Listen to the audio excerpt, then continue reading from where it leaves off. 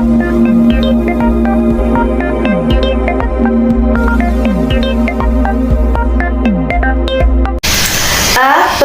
artikel. Menurut Kamus Besar Bahasa Indonesia, artikel merupakan suatu karya tulis yang ditulis secara lengkap. Adapun tujuan secara umum dari pembuatan artikel ialah untuk memengaruhi, mendidik, memberitahu, meyakinkan, serta menghibur pembacanya. Artikel tersebut biasanya dipublikasikan di suatu media, mulai buletin, majalah, koran, hingga website. Pengertian artikel menurut Sumandiria adalah suatu karya tulis lepas berisikan sebuah opini seseorang yang sudah mengetahui secara jauh tentang masalah atau objek yang bersifat aktual, dengan tujuan untuk memberitahukan, menghibur, memengaruhi, dan meyakinkan pembaca. Sedangkan, menurut Al-Aqli, artikel adalah suatu tulisan yang telah ditulis oleh masing-masing disiplin ilmu. Setiap artikel akan membahas suatu masalah hingga selesai dengan cara tuntas, lugas, serta jelas sehingga para pembaca bisa mengambil intisari dari suatu karangan yang telah ditulis oleh sang penulis. Aspek-aspek kebahasaan. 1. Kata kajian.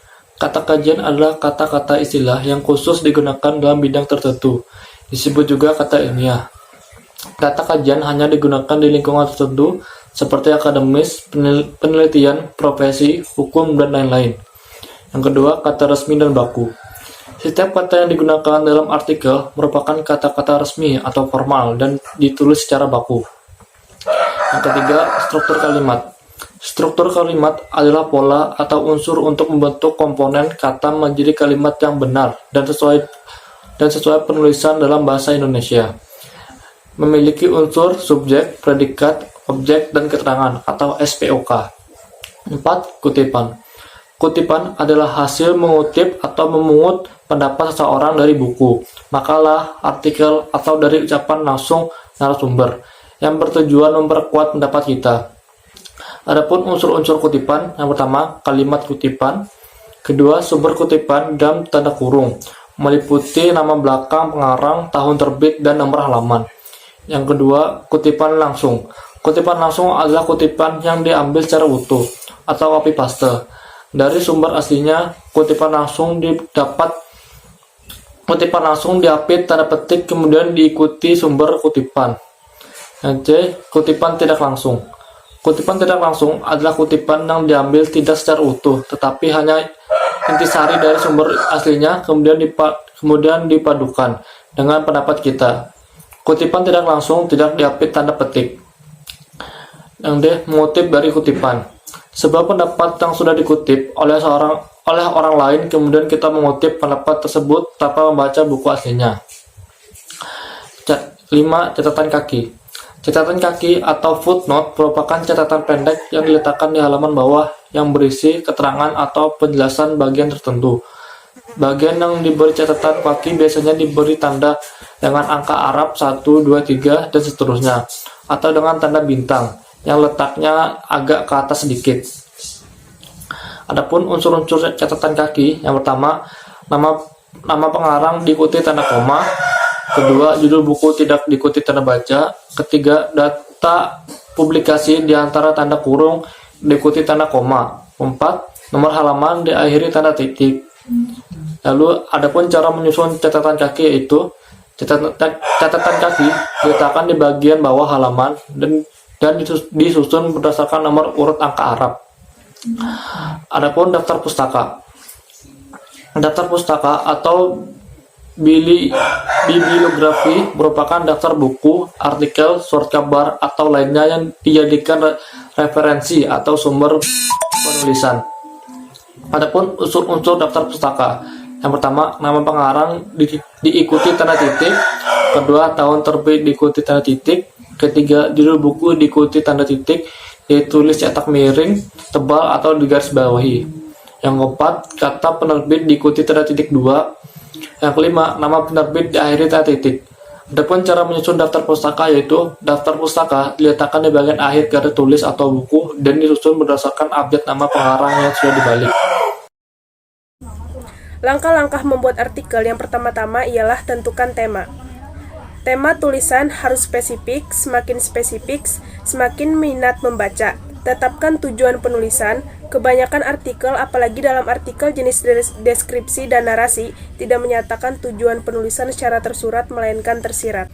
Yang kedua, rumuskan ide pokok atau masalah.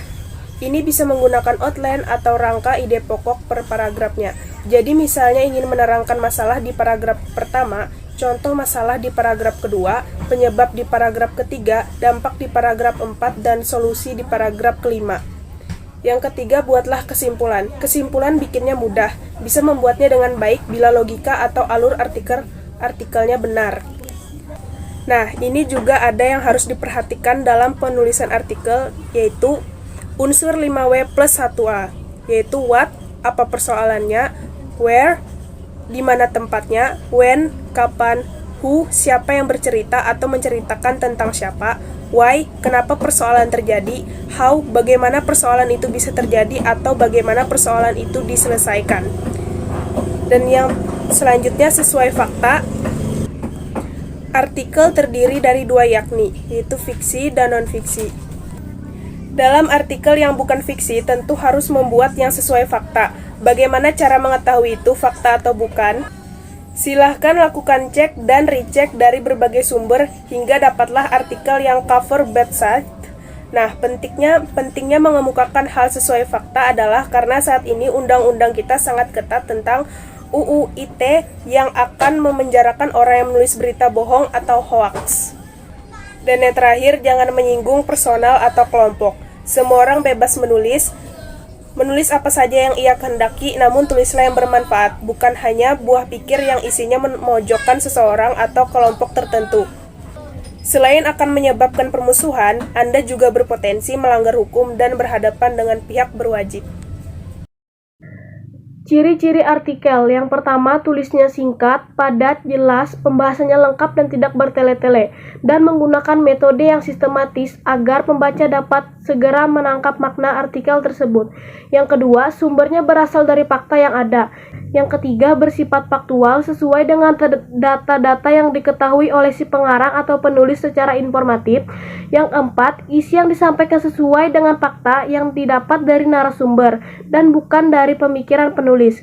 Yang kelima, isinya bisa berupa pemaparan, biografi tokoh, kisah-kisah perjalanan, argumentasi, peristiwa, atau hal fakta lainnya. Yang keenam, gagasan atau topiknya harus menyesuaikan dengan kebutuhan pembaca atau masyarakat umum. Manfaat artikel. 1. Sarana untuk menyampaikan ide penulis dalam mengembangkan daya imajinasi serta kreatif. 2. Berpikir sistematis serta berbahasa secara tertib dan teratur. 3. Memahami tujuan menulis yang nantinya akan mampu menguasai kompetensi menulis yang harus dicapai. 4. Sebagai sarana publikasi hasil pemikiran secara ilmiah melalui jurnal ilmiah. 5. Memberi dampak akademis bagi pembaca.